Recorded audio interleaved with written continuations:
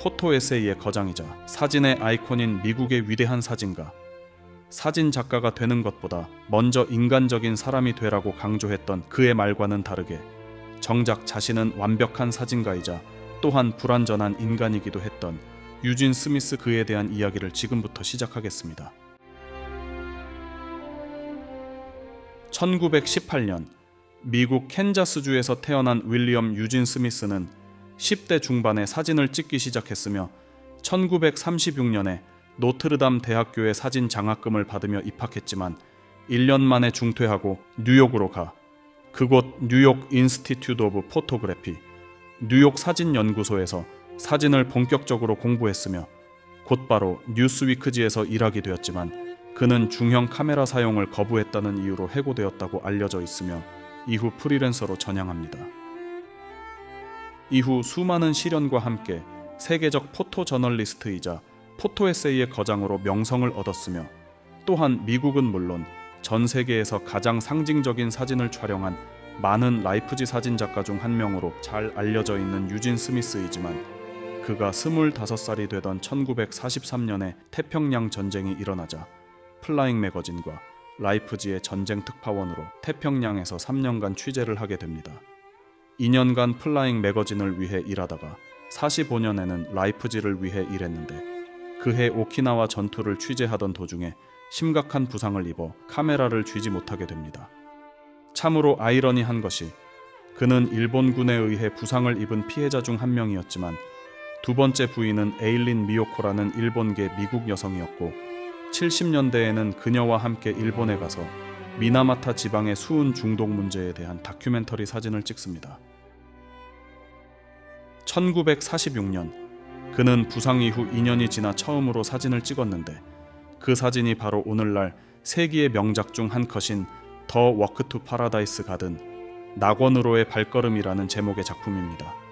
자신의 자녀들이 숲속 개간지에 들어가는 모습을 담은 그의 가장 완벽하고 유명한 사진 중 하나가 되었지만 앞서 말한 바대로 사진가와 작품으로는 완벽했지만 인간으로서의 삶은 그다지 그렇지 못했는데 역시 그는 나중에 그 두 아이를 버렸으며 그 아이들은 배려나 보살핌을 많이 받지 못했다고 전해집니다. 부상에서 회복한 스미스는 47년에 라이프지에서 다시 일하게 되었고 1949년에는 본 채널에서 자주 언급했던 그 유명한 사진단체인 포토리그의 회장이 됩니다. 포토리그는 1936년에 설립된 뉴욕 기반의 사진작가 협동조합으로 사회적 창의적인 활동을 목표로 했으며 당시 저명한 미국 사진작가들의 회원으로 가입해 있었습니다. 하지만 포토리그는 미국 정부로부터 불온 단체라고 하여 51년에 해체되었습니다. 스미스가 리그에서 활동하던 시기는 라이프 잡지에 실린 컨트리 닥터와 스페인 빌리지와 같은 영향력 있는 포토 에세이를 만들기 시작하던 시기였습니다.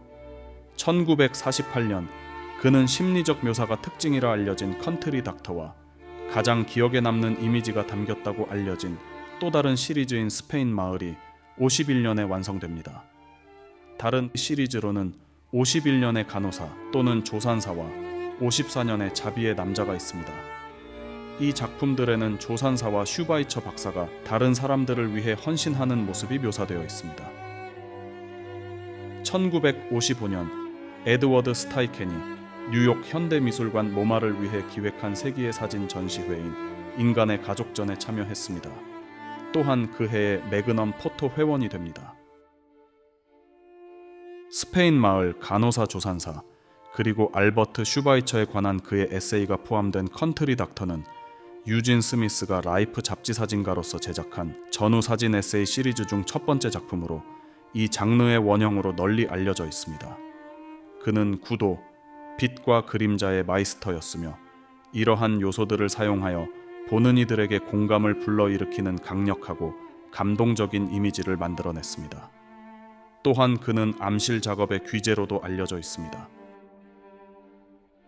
유진 스미스는 어그레시브한 성격과 은둔자로 악명이 높았지만 마음속으로는 인도주의적인 사진작가였다고 평하는 평론가도 있습니다. 그는 자신의 주제에 무엇보다 진심이었고 사진을 통해 사회적 불평등을 드러내고 현실과 사실의 빛을 비추기 위해 사진을 찍고 싶어 했다고 합니다. 그는 목숨을 걸고 전쟁과 사회 문제를 다큐멘터리 했으며 단순히 예쁜 사진을 찍는 것에는 관심이 없었습니다. 열정은 모든 위대한 탐구에 있으며 모든 창의적인 노력에 필수적이라고 말한 유진 스미스는 자신의 사진이 보는 이들과 감정적으로 공감하고 특정한 이야기를 생생하게 전달하기를 원했습니다. 이제 서서히 정리하며 소개를 마칠까 합니다. 포토 저널리스트이자 포토 에세이의 대가인 유진 스미스는 제2차 세계대전의 잔혹성과 일본 미나마타 수은 중독의 참혹함, 그리고 평범한 사람들의 일상을 기록하는 등 강력하고 공감력 있는 휴머니즘 다큐멘터리 작업으로 유명합니다. 그는 기술적인 능력, 혁신적인 구성, 그리고 깊이 있는 디테일로 찬사를 받았으며 깊은 감정적 이야기를 전달하는 이미지를 창조해 나갔습니다.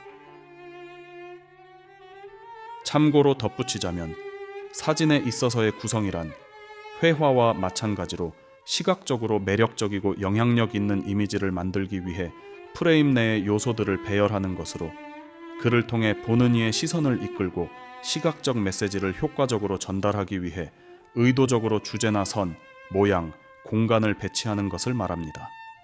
다양한 기법 가운데에서 3분의 1 규칙이 대표적이지만 평범하고 일상적인 이미지를 벗어나 또 다른 설득력 있는 결과를 얻기 위해서는 의도적으로 이런 규칙을 깨뜨릴 수 있습니다. 윌리엄 클라인, 리 프리들랜더, 모리야마 다이도 등의 아래 불의 복해 스타일의 사진 작가들이 대표적입니다.